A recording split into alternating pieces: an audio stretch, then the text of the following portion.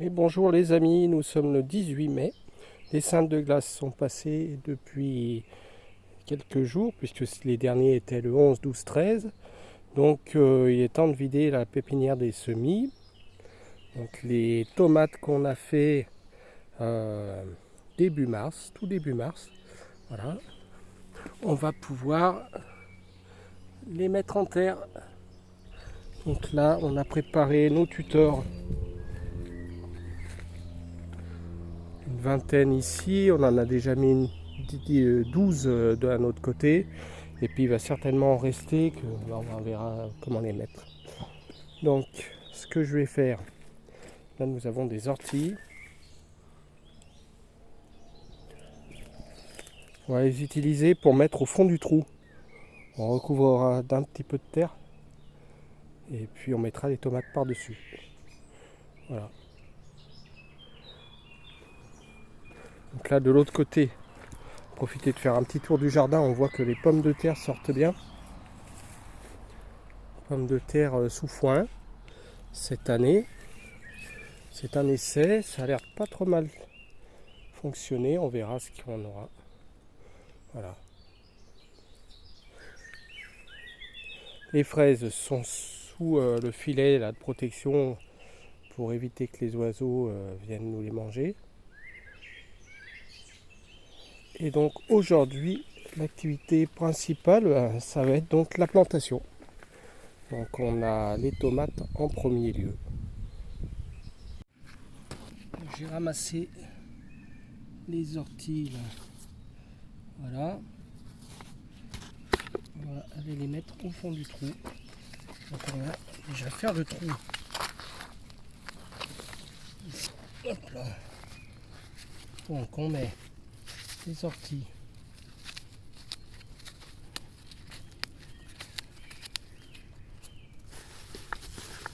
Là je vais lui mettre deux petites têtes d'orties. Voilà. Je vais recouvrir un peu de terre. Et je vais venir mettre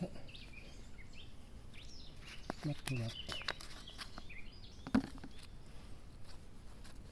Celle-ci c'est une Matina, variété Matina.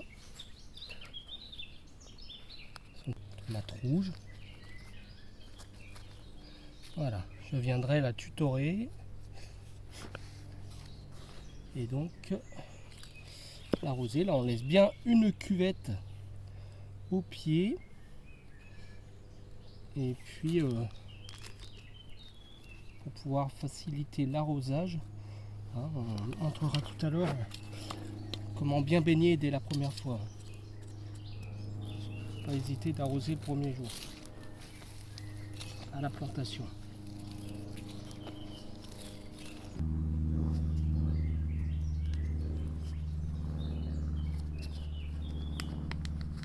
Ça c'est une variété Cherokee. Cherokee.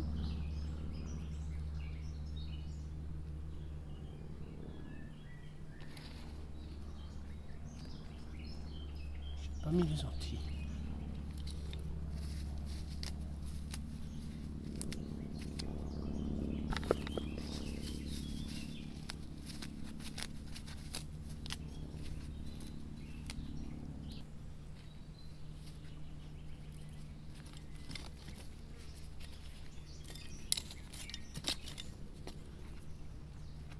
Ah, petite Cherokee.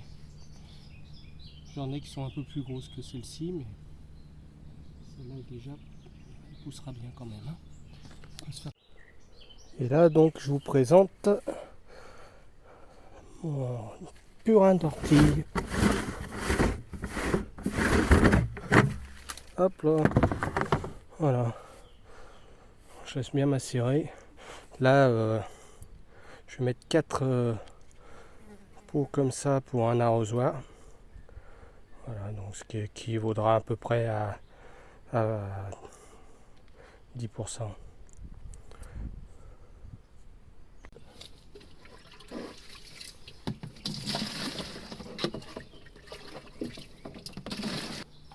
On va remplir d'eau.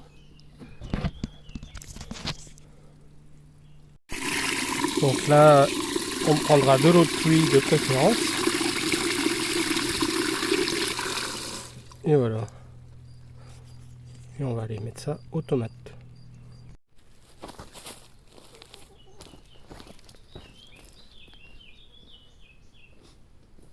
Alors,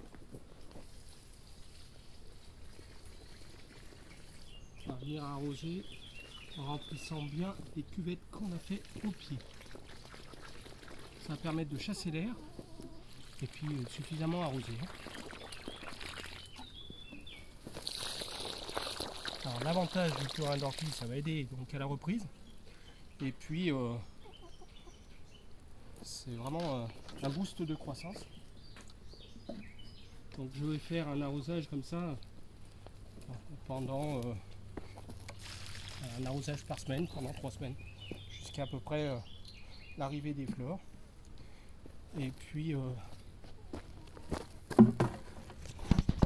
Et puis donc ensuite je passerai au purin de consoude. Voilà, le purin de consoude qui est donc pour favoriser tout ce qui est floraison et fructification. Donc la consoude, on la voit là-bas. Je la couperai d'ici une quinzaine de jours pour pouvoir faire macérer. Voilà. La consoude, c'est ça. Voilà. Allez, à bientôt. À bientôt les amis.